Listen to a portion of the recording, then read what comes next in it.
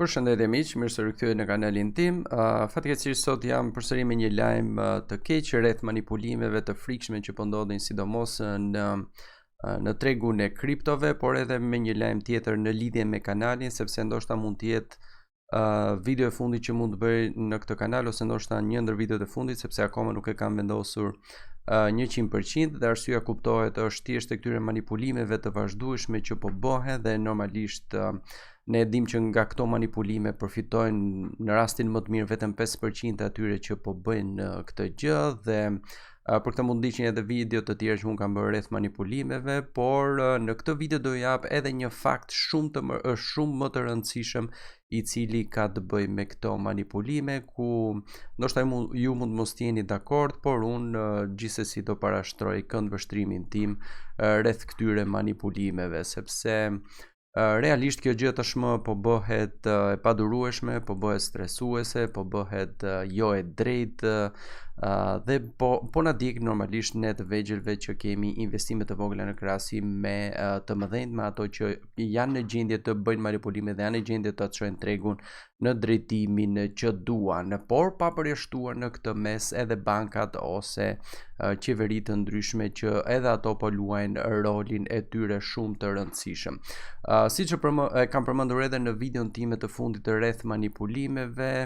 unë besoj realisht që është një grup ose disa grupe shumë të fuqishme të cilat janë mbledhur dhe po bëjnë diçka të tillë, sepse me sasinë e tyre të parave dhe monedhave që ato posedojnë dhe me anë të futures që fatkeqësisht për fatin ton të mirë në fund të 2017 për ato që mundën të përfitojnë, futures ishin katalizatori më i fuqishëm për rritjen të mase të çmimit të kriptove, ku Bitcoini shkoi në më shumë se $20,000 për një Bitcoin, por fatkeqësisht kjo ishte në terma afat shkurtër, domethënë përfitimi, por në terma afat gjatë rezultoi një katastrofë e vërtetë, dhe e them këtë me plot kuptimin e fjalës, sepse përveç grupeve që unë them që janë grupeve qeverive dhe bankave të ndryshme që janë kundër kësaj gjëje dhe po bëjnë çmos që ta çojnë poshtë blockchain technology, por kriptomonedhat në fakt jo vetë blockchain technology, futures luajnë një rol teje të rëndësishëm, dhe sot unë doja vërtetoj një gjë të tillë, të paktën në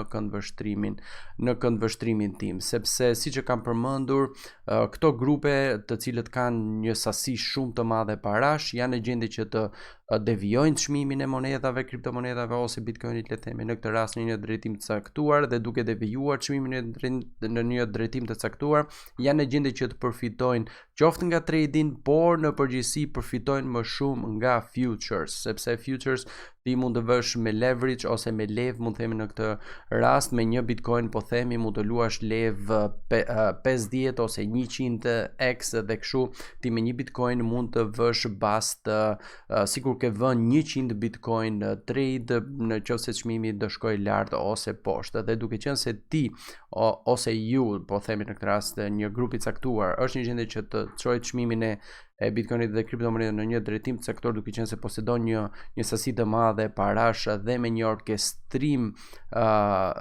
orkestrim të koordinuar të shitjeve dhe blerjeve në treg, atëherë ju mund të përfitoni shumë të mëdha nëpërmjet futures. Dhe në këtë rast po them për futures të mirëfillta, që janë kontrata në letër që bëhen me afat një mujor, në mos gabohem, që ofrojnë nga CME Group dhe CBOE Group, që janë kompani të mëdha stock, por që ofrojnë edhe futures për Bitcoin, dhe këtu nuk po flas për perpetual contracts që janë për shembull BitMEX ose Bybit, që janë kontrata të cilat janë të vazhdueshme. Dhe e them këtë për futures sepse këtu kam grafikun e futures e kontratave futures të CME Group, dhe duke qenë se kjo është një kompani që punon në stock market ose në Wall Street, po themi, që ta kuptojnë më shumë njerëzit e thjesht. Kjo do të thotë që kjo kompani ose këto kontrata futures punojnë vetëm në ditë të jave, njësoj siç punon një stock market tradicional, që do thot nga e hëna deri të premten, kurse nga e premtja deri të hënën kemi pushim dhe nuk ka kontrata në shitje, ose le të themi nuk ka aktivitet në këto kompani, dhe kështu në grafiqe krijohen këto hapësira ose gaps, si quhet, dhe ajo çfarë mua më bën që të mendoj që po bëhet një manipulim është shumë e thjeshtë. Po të marrim periudhën që kur patëm rritje në këtë vit, diku nga maj, që patëm një rritje deri në afër $14,000, po marrim vetëm këtë periudhë dhe të analizojmë këto hapësira që krijohen në fundjavë. Ja jemi këtu për shembull në datën 10 maj dhe kemi hapësirën e fundjavës dhe pastaj fillon tregu në datën 13 maj. Dhe çmimi dhe këto hapësira krijohen normalisht sepse kriptot kanë volatilitet, por edhe të tjera normalisht, dhe duke qenë se kemi ndryshim të çmimit, atëherë krijohet kjo hapësirë në grafik. Dhe çfarë ndodh? Trendi është besoj shumë i lehtë për të kuptuar. Këtu kemi një hapësirë ku çmimi është mbyllur diku $6,400 afërsisht, dhe pastaj kur fillon java jemi në një rritje. Por çfarë ndodh? Po të shohim në datën $17 kemi një rënje të çmimit deri në nivelin kur u mbyll java, që do të thotë kjo hapësirë këtu është plotësuar me trade. Dhe po të shikojmë këtu, normalisht do shohim vetëm hapësirat e dukshme, sepse ka dhe hapësira fundjava të cilat nuk janë kaq të dukshme, sepse lëvizja e çmimit nuk ka qenë kaq e madhe, le të themi. Dhe këtu ka ndodhur e njëjta gjë në datë 24 dhe me datë 28 kur është mbyllur java, ishim diku në $8,200, kur ka filluar java kemi filluar në $8,500 më lart dhe është krijuar kjo hapësirë. Por çfarë ka ndodhur? Pas disa ditësh kjo hapësirë është mbushur, domethënë çmimi ka shkuar në këtë hapësirë që u krijua, ose le të themi në momentin kur u mbyll java e CME Groups. Po ashtu e njëjta situatë edhe këtu. Tani ju do thoni që nuk është plotësuar, por po ta hapim grafikun, herët apo vonë, ja tek e kemi këtu, ka ardhur edhe dumpi kur është plotësuar kjo hapësirë këtu. E njëjta gjë për këtë hapësirë këtu është plotësuar, pastaj e njëjta gjë këtu është plotësuar, pastaj vetëm pas disa ditësh pastaj kemi hapësirë tjetër këtu, e cila është plotësuar me këtë candle këtu në rritje, e kështu me radhë kjo hapësira këtu është plotësuar në rritje. Këtë që e kam me të kuqe është vetmja hapësirë që deri tani nuk është plotësuar akoma. Domethënë duhet të shkojë çmimi,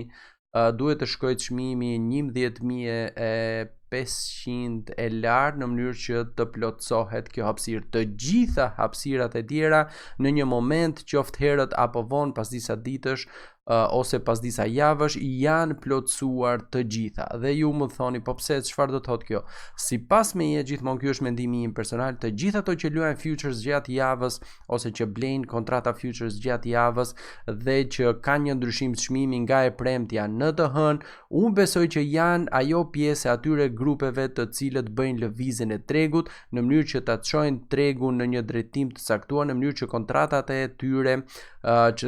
e tyre të plotësohen dhe të mos humbasin parat që ato kanë investuar në këto futures. Pavarësisht se po të marrim realisht kontratat të mbyllen mbas një muaji, por gjithsesi ky është një trend shumë i dyshim dhe realisht nuk ka ndonjë indikator, nuk ka ndonjë arsye për që shpjegon teknikisht se pse këto hapësira mbushen gjithmonë, përveç kësaj që përmendëm. Nuk ka një shpjegim, por unë shpjegimin tim personal e jap në këtë rafsh, që po bëhen manipulime. Kjo është pak, por është e sigurt në mendimin tim. Dhe duke qenë se ne tashmë nuk mund të jemi pjesë e këtyre manipulimeve, sepse duhet të kesh një shumë të jashtëzakonshme parash që të bësh këto manipulime, ose duhet bësh pjesë në një grup shumë të fuqishëm që disponon një shumë të madhe parash, në mënyrë që me anë të trading të koordinuar shitje blerje të jesh në gjendje që të ndikosh tek lëvizja e tregut. Atëherë është e kohë që të vazhdojmë. Është e kohë që të vazhdojmë me trading, është e kohë që të vazhdojmë qoftë edhe me gjëra të tjera, me parashikime edhe me shpresë, sepse çdo gjë kontrollohet nga këto. Nëse këto do vendosin që çmimi do shkojë lart, atëherë do shkojë lart. Nëse do vendosin që do shkojë poshtë, do shkojë poshtë. Dhe një gjë shumë e çuditshme më bëri përshtypje që e vura re vetëm tani, po të shikojmë në momentin kur kemi rritjen e vazhdueshme të çmimit nga maji i 2019-s,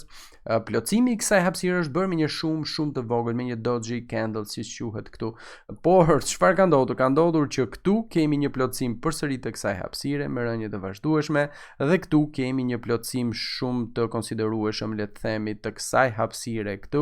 Kështu që prandaj ndoshta është refuzuar çmimi, pavarësisht se 6400 konsiderohet si një çmim rezistence, le të themi, për rënjen e çmimit të Bitcoin, por nuk e dim se sa kjo rezistencë do qëndroj. Dhe më e fundit fare këtë javë është hapësira këtu, por në kuadrin ditor nuk është shumë e qartë, kështu që kalojmë në 4 orashin që ta shikojmë më qartë këtë gjë nëse do duket, por besoj që po. Ok, tani jemi rregull. Atëherë kjo është data 20 kur ishte dita e premte kur u mbyll java dhe këtu jemi të hënën në datë 22 kur u hap java. Dhe nga këtu shikojmë që kemi një jump nga 7200 në 7400 është hapur java. Pastaj kemi një konsolidim, një rritje, pastaj kemi rënje dhe çfarë ka ndodhur në këtë candle? Kemi një plotësim të kësaj hapësire, jo komplet hapësira, por shumica hapësirës është plotësuar me këtë candle, po ashtu me këtë edhe pse ishim në rritje është plotësuar dhe sot jemi pothuajse në këtë nivel. Kështu që edhe ky nivel tashmë u plotësua, kështu që mund të shkoj akoma dhe më poshtë se kaq çmimi dhe nëse më ka shpëtuar ndonjë hapësirë tjetër, jo, besoj që të gjitha të tjerat ja kjo hapësirë këtu është plotësuar, kur ka qenë përposhtë, pastaj kur është kthyer është plotësuar dhe kjo hapësirë këtu. Dhe them që mund të jetë një manipulim sepse kjo është një mënyrë shumë e mirë për të parë se ku do shkojë çmimi dhe si të bëjnë shitjet dhe blerjet që bëhen nga këto grupe që janë në gjendje që të ndikojnë në tregun normalisht, sepse e përsëris duhet kesh një shumë të caktuar, një shumë të madhe parash në mënyrë që të ndikosh çmimin e tregut, por është totalisht e mundur nëse je një grup, nuk po them një person, por nëse je një grup është totalisht e mundur që diçka e tillë të ndodhë. Kështu që besoj ishte e qartë ajo çfarë doja të thoja dhe e vetmja që nuk është plotësuar edhe një herë është, nëse mund ta kapim tek 4 orashi, po është niveli këtu 11700 deri 11800 dhe për këtë do na duhet presim nëse do plotësohet edhe kjo hapësirë apo jo. Por kryesisht 99.9% të gjithë hapësirat që krijohen nga fundjava e futures në një moment apo një tjetër ato do plotësohen. Dhe sipas meje ky është një indikacion shumë i qartë i manipulimit të tregut nga këto aktor, sepse është e vërtetë që sot në futures mund të marrin pjesë edhe persona të thjesht, por unë jam i bindur që në futures, sidomos nëse jemi grupe edhe kompani të mëdha që bëjnë pjesë edhe në botën e stokut tradicional, bëjmë pjesë multimilioner ose grupe shumë të pasura njerëzish dhe jo njerëz të thjesht si puna jonë që mbajmë 100 tron në Binance ose 0.1 Bitcoin TCX etj, do të thënë që kemi shumë të papërfillshme në treg. Kështu që realisht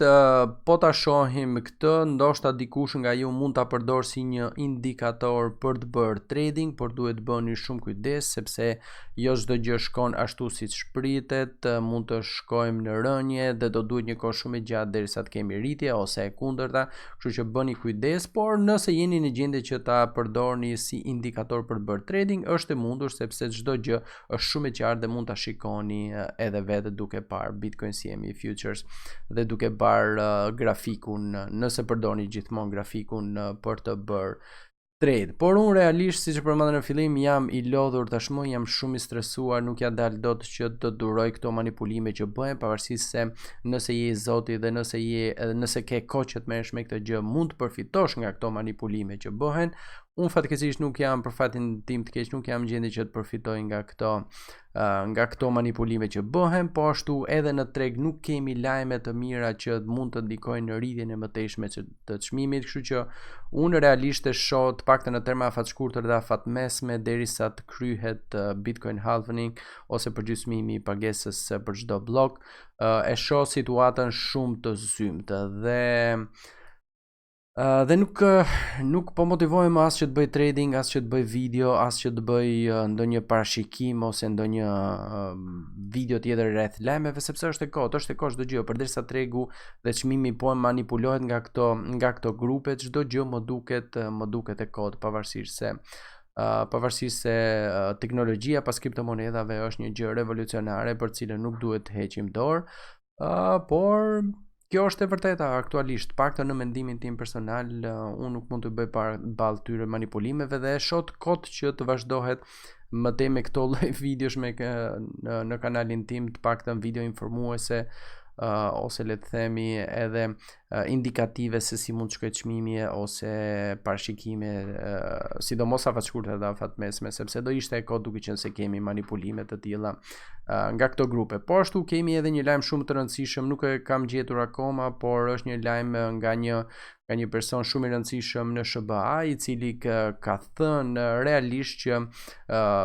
Bitcoin futures në 2017 u lançuan me qëllim që të ulej çmimi, sepse po të mos ishin lançuar Bitcoin futures, atëherë çmimi do shkonte edhe më shumë, sepse duhet gjithmonë që të ketë një kundërpesh në treg, edhe nëse shkon poshtë edhe nëse shkon lart. Kështu që është bërë me qëllim lancimi i Bitcoin futures në 2017 në mënyrë që të mbahet çmimi i kriptomonedhave nën kontroll dhe në këtë rast të zhytet, sepse nga fundi 2017 çmimi vet është zhytur. Kështu që prandaj edhe përmenda në fillim që jo vetëm grupe private, por në këtë gjë kanë dorë patjetër edhe qeverit, po ashtu edhe entet rregullatore të shteteve më të mëdha në botë, dhe po ashtu edhe bankat patjetër, sepse ju prishet interesi i tyre. Të paktën derisa ata asimilojnë blockchain technology, sepse kjo është me të vërtetë arma e tyre më e fuqishme, të përdorin vetë blockchain technology për të luftuar kriptomonedhat, sepse gjëja më e fortë që kanë kriptomonedhat për momentin nuk është më decentralizimi dhe objektivi i tyre që kanë ose platformave të tyre, por është thjesht dhe në vetvete vetëm blockchain teknologji, të cilën unë jam i sigurt që do ta asimilojnë shtetet, do ta asimilojnë bankat, do ta asimilojnë kompanitë e mëdha dhe do t'i lënë më një kriptot. Kështu që unë personalisht nuk shoh ndonjë të ardhme shumë të mirë, të paktën gjithmonë në terma afat shkurtër dhe afat mese, sepse në terma afat gjatë çdo gjë mund të ndryshojë dhe në terma afat gjatë jam akoma pozitiv dhe do i mbaj monedhat e mia, vetëm thjesht do heq dorë nga përdorimet e përditshme, le të themi, ose tentativat për të bërë trade, qoftë në perpetual contract futures ose trading të thjesht, sepse është e kotë me këto kur kemi në qarkullim këto lloj grupesh dhe këto lloj kompanish të mëdha ose këto multimilioner që po bëjnë manipulime të tilla. Kështu që vendosa ta ndaj këtë gjë me ju. Si që përmenda, ndoshta mund të jetë video e fundit për kanalin. Nëse doni të më ndihmoni, mos u registroni nga kanali, vetëm thjesht që aktivizoni notification dhe qëndroni të aktivizuar, sepse unë është e vërtet që ndoshta mund mos bëj më video për kripto, por ndoshta mund të ndryshoj temën e kanalit dhe do kem nevojë për numrin e subscribers, kështu që nëse doni të më ndihmoni, mos u regjistroni, mos u bëni unsubscribe, por thjesht që aktivizoni notification që të mos merrni më njoftime për kanalin nëse gjithmonë nuk ju intereson çfarë do bëj, por gjithsesi nuk e kam vendosur akoma se çfarë do bëj video të tjera në alternativë të videove për kripto. Ok, atëherë, kjo ishte për sot. Shpresoj të kemi qenë i qartë. Nëse akoma keni ndonjë paqartësi, mos harroni që mund të më kontaktoni në social media, të paktën sa do jem aktiv për këtë gjë. Dhe po ashtu mund të komentoni edhe në komentet e videos, kështu që mund të bëjmë një diskutim, le të themi, të përbashkët. Dhe ju falenderoj dhe si gjithmonë ndoshta dëgjohemi në videon tjetër. Ciao ciao.